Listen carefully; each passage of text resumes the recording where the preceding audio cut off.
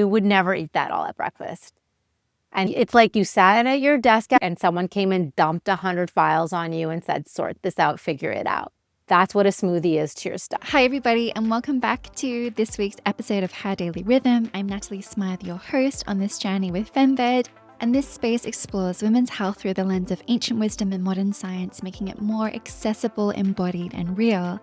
And today, I'm so lucky to be interviewing Amrit Singh, the founder of Auracle. She is a registered acupuncturist with nearly over 2 decades of experience in traditional Chinese medicine, and her work blends Chinese medicine along with Japanese acupuncture with lifestyle and nutrition support, helping women and high-performing individuals navigate stress, fertility, skin health, digestion, and burnout. And after leaving a career in the music industry, retrained in Chinese medicine following her own health journey, and has since delivered over 17,000 treatments. She's been recognized as a leading voice in integrative healthcare and has been featured in outlets including Forbes and national television. And today we explore something that feels more relevant than ever: why so many women are well informed about their health but still feel disconnected from their body. We go into why the menstrual cycle is a key vital sign in Chinese medicine, how stress impacts skin, digestion, and fertility as one system, and why some modern wellness trends might actually be working against us, and how our emotions and burnout can mirror hormonal imbalance. If you've ever felt like you're doing all of the right things, but still don't feel well in your body, this conversation will reframe everything. Let's begin. You've mentioned that Chinese medicine helped you through your very own life changes. Could you take us back to that There's moment? two probably. The first is where I'm from, which is in Winnipeg, Manitoba, Canada. I fell on the ice and it just really badly locked up my back. It was very painful. I tried everything. Nothing worked. So I just kind of lived with it. When I moved to Toronto, I started to get better. I think I was happier. This is more of a walkable city. Winnipeg's more of a driving city. And I noticed there was a change in my body. And I was like, am I getting better? Because you've lived with something for so long, like chronic pain. Like it's almost a dream, like surreal when it starts to get better, especially on its own. You feel relief. And one day, like I had gone to Pilates. Like I said, I was trying everything. And I had a flyer in my closet and something told me to go get that flyer from that near that Pilates place that I picked up. And it was for a Chinese medicine clinic. And I went in, tried acupuncture, and it helped me immensely. I use the analogy of how acupuncture works. Like there are acupuncture points all over your body and they're like little light switches and they are connected and can activate what's going on internally, like how your organs function. So the acupuncture points are just turning on the light switches. So this one's going to boost digestion. This one's going to turn down the heat so you don't get acid reflux. That's a heat condition in Chinese medicine. And you're turning on the light switches so everything can flow and move properly again. Why is it so successful then for pain therapies as you experienced? I can imagine you tried a lot of modalities as well. For my own personal journey, there were a lot of reasons. When I'd gotten off the table, I actually started to cry. And I had no idea why. They'd explained sometimes emotions are held in your body. When I was like a science math nerd, like a typical Indian kid, and I was like, emotions locked in your body? I was like, okay. And a lot of my pain was actually down the gallbladder channel. The exact points that hurt the most were like dead on the gallbladder channel. So yes, I had muscle pain. So the acupuncture is able to release the muscle, right? Because it's actually getting into the muscle. Nothing's going to get into the muscle except surgery and us. That's it. So we're really able to do deep work, release the muscle. And then there's also the energetic aspect of it, right? We're releasing happy hormones, right? We're releasing endorphins and we're reducing inflammation and we're triggering the brain to let go of muscle holding patterns that it's so used to holding on. And then you have the acupuncture side that may be addressing the emotional reasons why you might be holding on to some pain in that area. So it's very, very encompassing. So could you speak about how the emotional aspects govern our pain physiology? Sure. So a lot of what I see in practice in my own experience was pain experienced through, I guess you could say, through the wood element, which is the liver and the gallbladder. And the liver's like point of existence in your body, so to speak. It's in charge of moving all the blood and the chi, your energy, through the body. So if it's not moving, there's something in the way, and it's stagnation. And so that's why you use a lot of liver points to help move the blood and energy. Pain in Chinese medicine is usually something that is stuck of the liver and the gallbladder, anger, resentment, frustration, depression. And a lot of people feel a lot of those emotions for long periods of time, and it settles in different places. Your pain could be tight shoulders. Your pain could be headaches and migraines. Your pain could be menstrual cramps.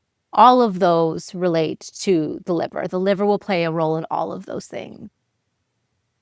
You know, from a functional medicine, naturopathic perspective, when we're dealing with women's health and we're dealing with menstruation, we're dealing with the liver, right?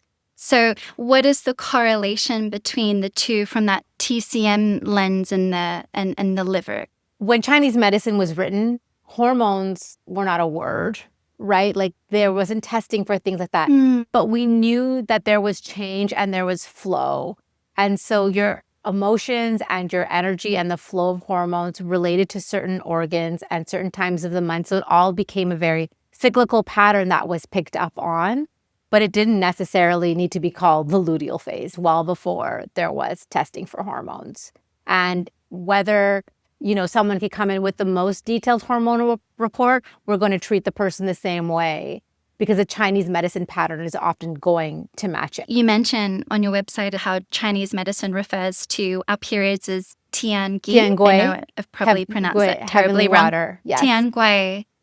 That in a I think that so indeed heavenly, and our periods are something that should be beautiful and fluid and flowy. Could you tell us how TCM looks at our periods as a report card or a vital sign? Yes, often when I relay this to my patients, they're quite shocked because you often don't hear this from a Western doctor, and that is you really shouldn't have that much change when your cycle comes. You shouldn't be exhausted. There shouldn't be cramps. There shouldn't be blood clot. You shouldn't have any pain. Like, that's shocking for a lot of people. And any indication of those signs and symptoms already is telling you, so like you're saying in your report card, that something is off. So, you know, because something is normal, that doesn't mean it's okay.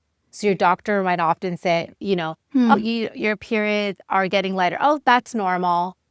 But we would be like, oh, maybe you're becoming blood deficient. Maybe you have liver blood stagnation. Maybe you have cold in the uterus. Like there's so many different diagnoses. And then again, like you said, it's so individualistic, right? So you could have 3 women in one day come in with menstrual cramps, and they will have 3 different reasons why they have them, and they will get 3 different treatments that are specific to them. I really love how you speak about the menstrual cycle as keeping warm and how to dress, which impacts us so much, how we treat ourselves or temperature and the external environment we don't think This about. is what I call my broken record spiel. It's probably what I've spoken about the most in my career and social media, that in Chinese medicine, everything is to be warm and protected. A woman's body is to be warm and protected. So that is like socks, right? All the time. There's no bare feet on bare floor. Your uterus area, lower abdomen, your upper abdomen, your low back is warm and covered. When I was with my Japanese acupuncturist teacher, it was very important that like our arms were covered here in the forearm area because there's very important immune system points there. So he was like, unless the outside is very close to your internal temperature, so we're talking about 30 degrees Celsius here at least, you really shouldn't be exposing yourself to the elements, so to speak. And that is a very opposite way of the way we live here, where it's cold plunge, raw smoothie, cold foods, ice everywhere. Yeah. You just touched on it, the resurgence of biohacking, in particular biohacking for women. It's a great education I find the whole biohacking longevity aspect interesting. I love it because it's get to think about health and research and science and legitimacy, like researching instead of just taking through what they are. But yet at the same time, it's like, well, Chinese medicine has been obsessed with longevity since the beginning of their philosophy, right? So everything was about becoming immortal. So biohacking and longevity is not new. This is something that's been discussed for thousands of years. That's why the obsession of health and protecting your kidneys and protecting your jing, which is your essence and your deeper reservoir of health, is so important. That's always been there. It's not new. You mentioned modern women are over-informed but under-connected. Menopause is having a big moment, and perimenopause is having a great moment. But I think sometimes it always goes to the extreme where it's making us a little bit fearful, right? It's like people who are 35 are worrying about perimenopause. How do you look at perimenopause for women coming to you? Social media got to me, right? And I was like, am I in perimenopause? Like I started to think. I was lucky enough to go to Shaw Wellness earlier this year in January and get my hormones tested. It turns out my signs and symptoms were from burnout, which I knew that I had. Somebody who needs burnout recovery versus helping someone along their journey of perimenopause is very different. So now I've been able to help myself very differently, and it's going very well. And so what I would say about that, going back for the rest of the population, is that, yes, you're exactly right. Everything on social media goes to extremes. And then things get latched on. And then people be like, oh, this is the new trend. And then they want to sell things. And then you have a lot of people talking about things with no clinical background or education. And what I want to remind people is that everything is a cycle and everything is changing. So it's not like you're going to wake up and it's like, oh, I'm in perimenopause. Like, I'm not in perimenopause, but that doesn't mean my body's not changing and I'm not on my way. So I am getting some signs and symptoms because, yes, I'm on my way, but I'm not fully in it yet. And again, with Chinese medicine, it doesn't matter what the label is. This is what's happening in my 3-month picture right now. And this is what we need to focus on. And I can prep long-term for peri and menopause when that time really fully comes. So you just have to remember that it's not these, like what you touched on earlier, these like diagnostic moments, and then you are your diagnosis. It's you're constantly moving in patterns, cycles, and fluctuations. Just like the weather, just like nature. That's why we call it a daily rhythm. We're not linear. Exactly. We are cyclical. Spring is coming and we can see that the trees are starting to bloom, and that reminds us that we are in nature. Women in their mid-30s, societally and culturally, it's a really challenging time. We might be having babies or in marriages and then having to look after our parents. What are you seeing in the wider picture? You're exactly right. I referenced this one article that I read and I could never found it again, but they really phrased this point in a woman's life very well. When you're higher income from your career around your mid-40s, right? So early 40s, mid-40s, your kids are going to be at a very demanding place and your parents are going to start aging. And this crux of these 3 elements comes together and it creates a lot of pressure, especially if you had kids later, right? Because you can be now 45 and have a 3-year-old.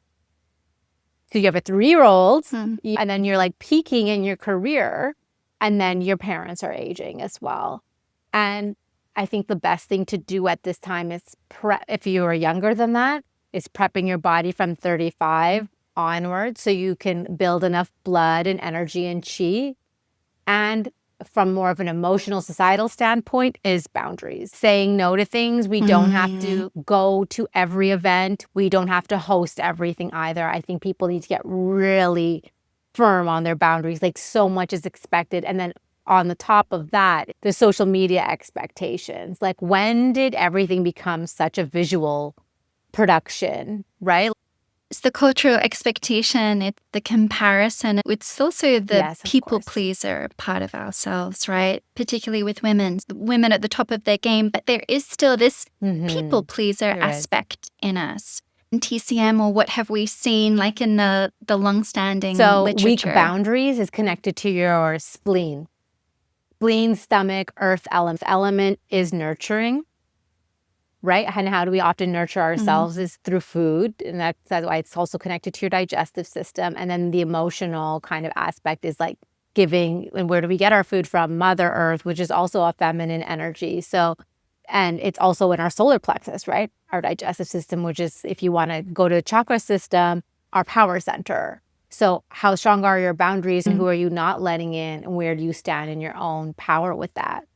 So I think both Ayurveda, spirituality, and acupuncture have these really interesting connections about boundaries. It's not about saying no. You really are protecting your energy and your peace internally. Every woman I speak to, there's some type of digestive disturbances, IBS type anxiety symptoms, which is just almost in everybody. How are you guiding them? Get their diet and what they're eating. So a lot of the people have digestive issues because they're eating too many cold foods.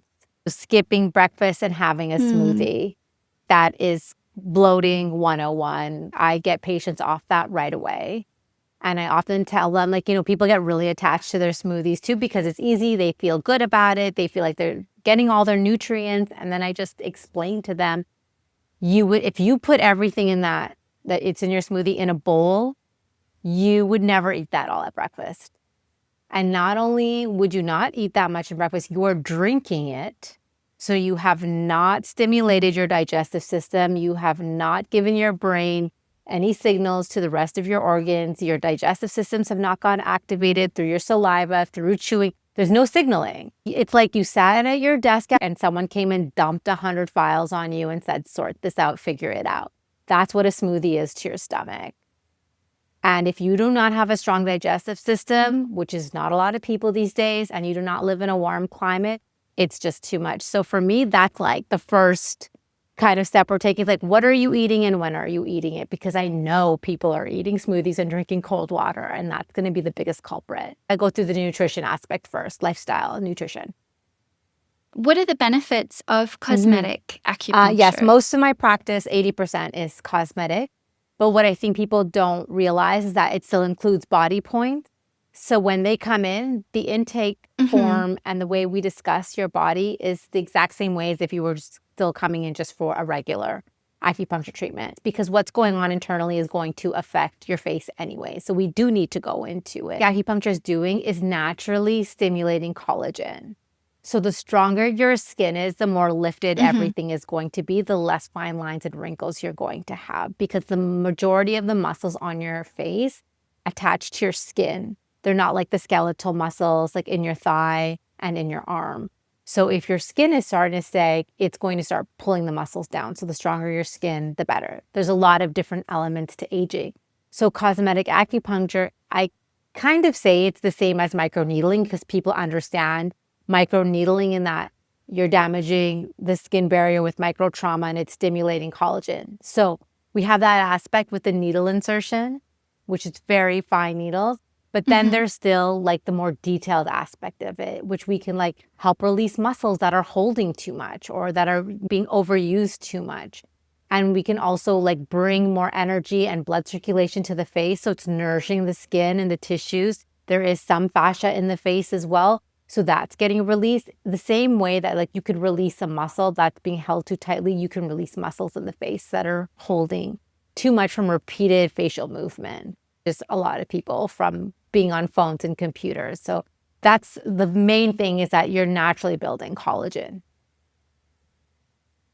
Building collagen, does that stop over time? Or someone in their 50s who's going to start doing cosmetic acupuncture, does that help stimulate the collagen even? Yes, it does, because no matter what, if your skin barrier is broken, you will always stimulate the healing response.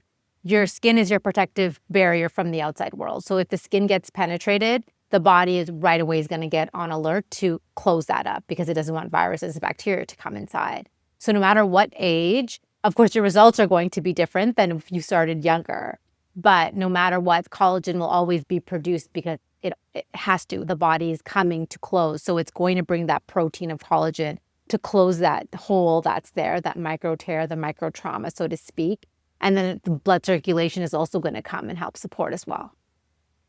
So for somebody that has had Botox, for example, have you taken people off Botox who are now complete advocates? Yes, definitely. So I'd say there's different kinds of patients who come for this. So one that don't want to get into injectables at all. So they're doing the cosmetic acupuncture route. Then you have people who've tried Botox, didn't like it. And then you have like the third, which is like, I still want to do it, but maybe just not as much. So you are able to get off of Botox. And then some people maybe just will go half the time and then do half the amount. And they're happy with that. And I'm happy with that too, because if you're doing half and half, not only are you going to save lots of money, but you're also still bringing movement to your face. So it's really quite natural. What are your personal views on Botox through the whole lens of health? I mean, like everybody has her own choice to do whatever they want with their face and their body. Practitioner, I don't love it because it is something foreign you are doing to yourself. It freezes the muscle, right? Rather than what we do, which is more about bringing movement and bringing life and bringing energy and blood to the area. And the whole premises of energy is movement. Like you could go into physics about that, right? Everything is constantly moving. And when things don't move, that's actually, it's always a bad thing. In science, it's bad. In Eastern medicine, it's not a good thing. Things need to be moving. That's where life is. And because that's where energy is. And so when you freeze a muscle and you still make those facial movements also, they're going to be picked up by other minor muscles. And that's when you kind of start to get, when you're older and your skin starts to change, your face might start to look a bit different because, you see it a lot on the forehead, a lot. And then, and then people into the facelift zone because things are just got a little bit too distorted for too long.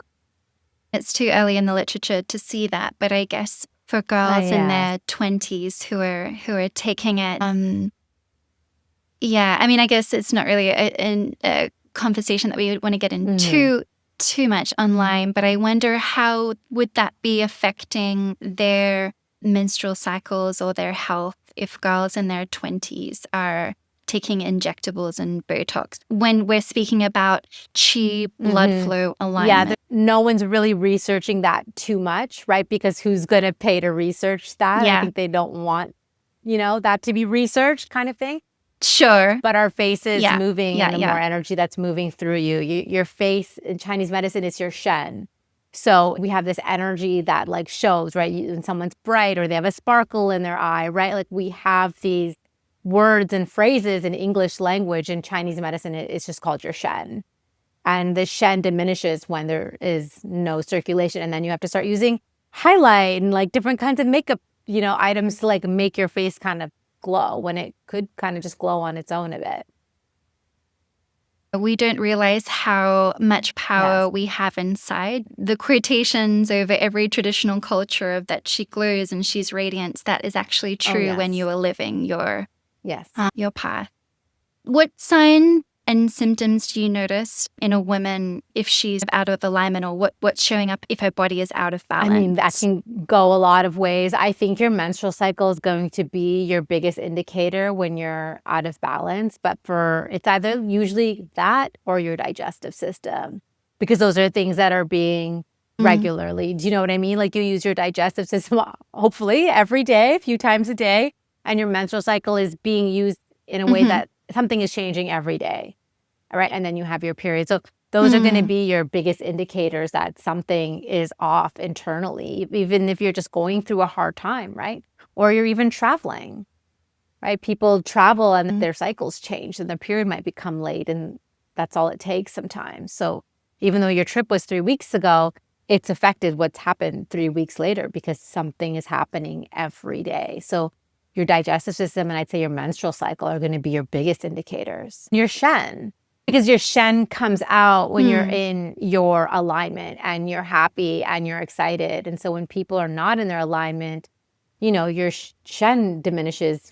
You're like kind of drab, you know what I mean? Like a little bit dull because you're not feeling so well. It's the same way you look, when you have a cold, you're not in your alignment. When you have a cold, no one feels great at that time. Some conversations that you're really enjoying sharing in clinic or with women. I'm really loving the perimenopause because I can share a bit of my own personal experience that like, you may not be there yet. It doesn't mean that you're not having signs and symptoms. But like, don't get wrapped up in the diagnosis and then like you take it a step forward. If you believe in manifestation or what you speak comes into fruition and into your existence, then you're constantly saying that you think that you are, then maybe you're rushing it. I mean, we can't prove these kinds of things, right? But like, who knows?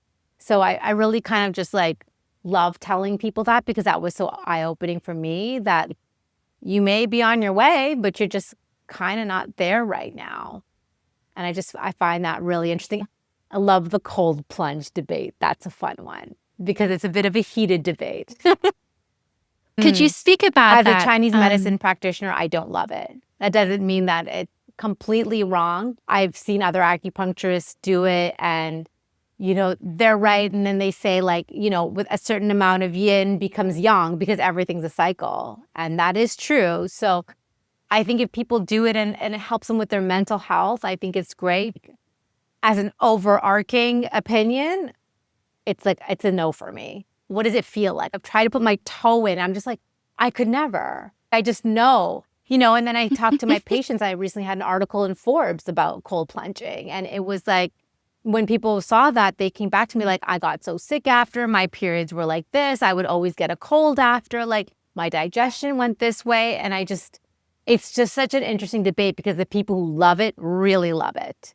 You know, the extremes like you talked about. I think there's a place for everything, but there's a very small place for that. So I guess it's having that connection with your nervous system. It is, isn't it? Because your body goes through shock and then you feel good after. It's like, it's because you survived something, right? Like it's shocking to the body. Overcome something difficult, you feel good about it. But you're putting your body through unnecessary stress to get that feel good moment.